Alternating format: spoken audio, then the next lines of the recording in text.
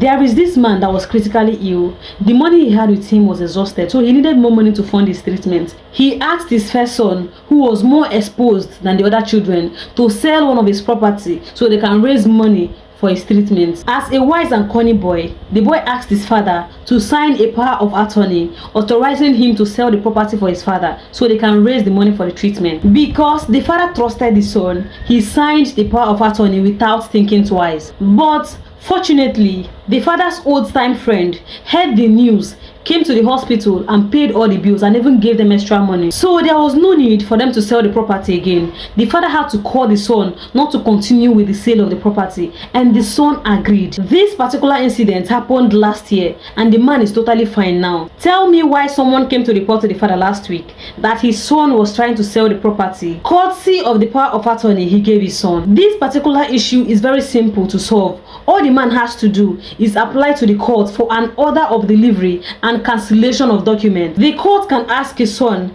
to deliver up the document, which is the power of attorney in this case. After the delivery, which is submitting it to the court can now cancel it, and that cancellation renders that document, power of attorney in this case, null and void. Why do courts grant this order? It is because the court knows that some documents which appear valid on the face may in actual fact be invalid or void, and the existence of that document may cause embarrassment or trouble to the plaintiff. The court grants this order in order to avoid that document from being used against the plaintiff later. This can be applied in any case as long as documents are involved. For instance, a deed of conveyance was signed and check was given to you, but when you go to the bank, the check was bounced and the buyers are doing anyhow. All you have to do is to apply to the court for an order of delivery up and cancellation of that deed of conveyance. Also, if your ex-spouse whom you have divorced uses your marriage certificate, which is still in their possession,